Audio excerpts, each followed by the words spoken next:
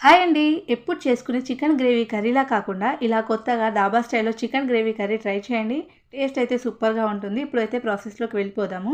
చికెన్‌లో ఉప్పు, కారం, పసుపు, అల్లం వెల్లుల్లి వేసేసుకొని బాగా మిక్స్ చేసుకొని పక్కన పెట్టుకోవాలి. ఈలోపైతే మసాలా ప్రిపేర్ చేద్దాము. ఇలా ప్యాన్‌లో అయితే నేను చూపించిన మసాలాస్ అన్నీ వేసి ఫ్రై చేసుకోవాలి. నా దగ్గర ధనియాలు లేవు కాబట్టి ధనియాల పొడి వేశాను. మీ దగ్గర ధనియాలు ఉంటే వేయించుకొని మిక్సీ పట్టి పక్కన పెట్టుకోవాలి. అదే ప్యాన్‌లో కొంచెం ఆయిల్ వేసేసి ఆనియన్స్, టమాటోస్ వేసి బాగా ఫ్రై చేసుకోవాలి. ఫ్రై చేసుకొని మిక్సీ పట్టుకొని పక్కన పెట్టుకోవాలి. ఇప్పుడు వేరే ప్యాన్‌లో అయితే సాజీరా, పచ్చిమిర్చి, బిర్యానీ ఆకు వేసేసుకొని అందులోనే మనం మిక్సీ పట్టిన టమాటో ఆనియన్ పేస్ట్ వేసి అవి ఫ్రై అయిపోయిన తర్వాత చికెన్ వేసేసుకోవాలి. ఒక 20 మినిట్స్ పాటు చికెన్ కలర్ చేంజ్ అయ్యేంత వరకు కుక్ చేసుకోవాలి. ఒకసారి కలిపేసుకొని అందులోనే మనం మిక్సీ పట్టిన మసాలా, కుడకపొడి వేసి ఒకసారి కలిపేసుకొని మూత పెట్టేసి కొంచెం వాటర్ అయితే యాడ్ చేయాలి. వాటర్ యాడ్ చేసి కలిపేసి ఇంకా మూత పెట్టేసి కుక్ చేసుకుంటే మనకి చికెన్ గ్రేవీ కర్రీ అయితే రెడీ అయిపోతుంది. వీడియో నచ్చితే please like, share and comment అండి. బాయ్.